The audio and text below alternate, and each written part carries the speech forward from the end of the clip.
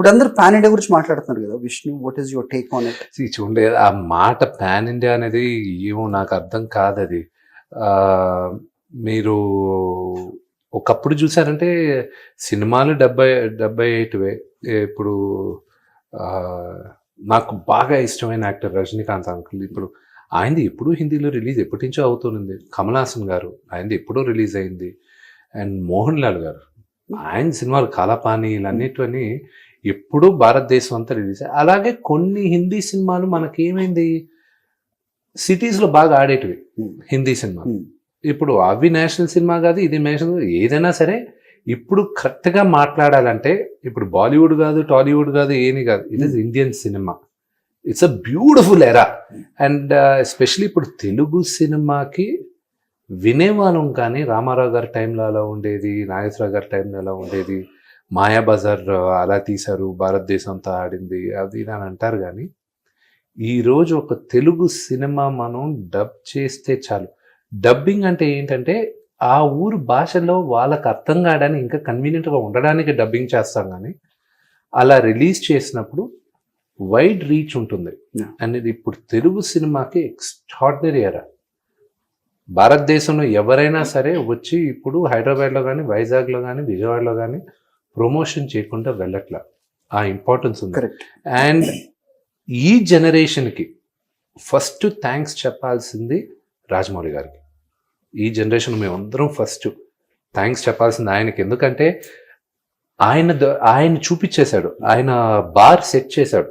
ఇప్పుడు ఈ ఆటలో అయినా మీరు ఒక రికార్డ్ మీరు క్రియేట్ చేస్తే అందరూ ఆ రికార్డ్ని బీట్ చేయాలని అందరూ ప్రాక్టీస్ చేయడం కానీ, ప్రయత్నించడం కానీ.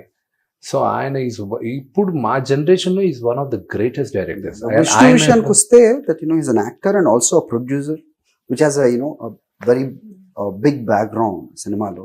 సో మీరు చెప్తున్న ఈ ఎరాలో Vishnu, is he going to be a part of it some time? Of course, మనం అందరం ప్రతి నటీనటులకు కానీ, ప్రతి నిర్మాతకు కానీ ఈ ఎరాలో ఉండాలని అనుకుంటారు కదా. ఈ దీంట్లో నేను ఒక భాగం ఉండాలి, చరిత్రలో నాది ఒక భాగం ఉండాలని ప్రతి ఒక్కరు అనుకునే దాంట్లో తప్పు లేదు. అలాగే అచీవ్ కూడా చేస్తారు.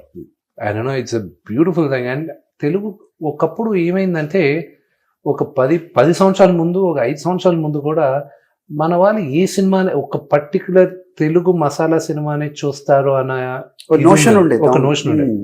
ఇప్పుడు అన్ని రంగాలు చూస్తున్నారు. ఇప్పుడు నాకు సోదరుడు కళ్యాణ్ రామ్, బింబిసారా ఒక పక్క ఆడుతుంది, ఇంకో పక్క సీతారామము ఆడుతుంది.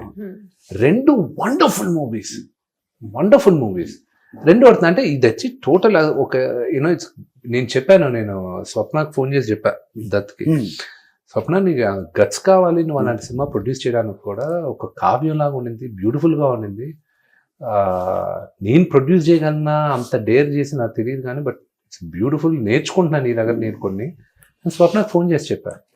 అండ్ అదే స్వప్నాన్ని ఒక 10 సంవత్సరాల ముందు నేను ఏం చేస్తున్నా, ఏ సినిమాలు చేస్తున్నాను, దాని తర్వాత నేను మహానటి తర్వాత చెప్పాను స్వప్నకి, నేర్చుకుంటున్నాను నేను, you have redefined it beautiful.